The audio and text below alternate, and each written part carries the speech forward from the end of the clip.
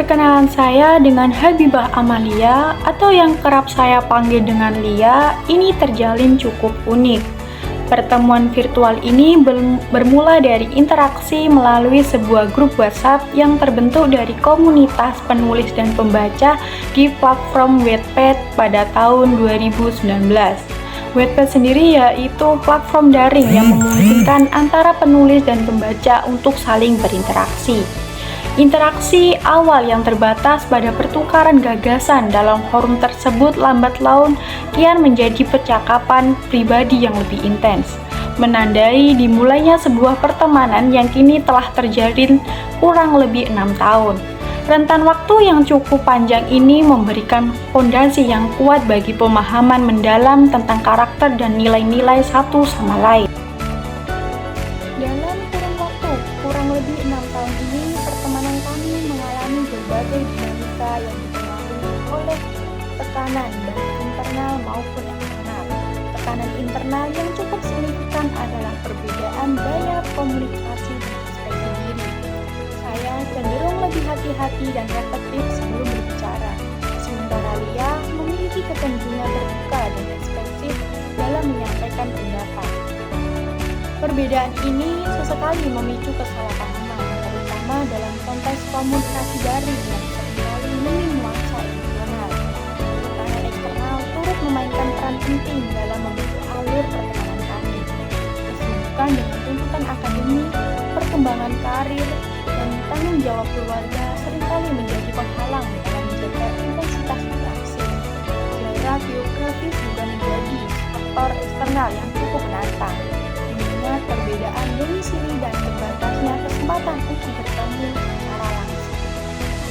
Dalam menghadapi tantangan ini, saya dan Lia mengembangkan strategi adaptif. Komunikasi yang jujur dan terbuka menjadi fondasi utama. Kami berupaya untuk secara rutin berbagi pikiran, perasaan, kekhawatiran, baik melalui pesan teks, panggilan suara, atau panggilan video. Empati dan saling pengertian menjadi kunci penting. Kami belajar untuk menghargai perbedaan gaya bahasa, gaya komunikasi, dan berusaha melihat situasi dari sudut pandang masing-masing. Kami juga memprioritaskan kualitas interaksi daripada kuantitas, meskipun frekuensi pertemuan tatap muka mungkin terbatas. Dinamika pertemanan saya dan Lia dianalisis menggunakan kerangka teori pertukaran sosial. Teori ini menjelaskan bahwa hubungan interpersonal didasarkan pada kalkulasi implisit antara biaya atau cost dan keuntungan atau reward yang diperoleh dari interaksi tersebut. Reward dalam pertemanan kami dapat berupa dukungan emosional, persahabatan, validasi diri, dan berbagi minat yang sama. Sementara cost mencakup waktu, energi, pengorbanan pribadi, potensi konflik, dan perasaan kehilangan sebab jarak jauh. Evaluasi terhadap pertemanan ini menunjukkan adanya kecenderungan keseimbangan atau bahkan dominasi reward dibandingkan cost.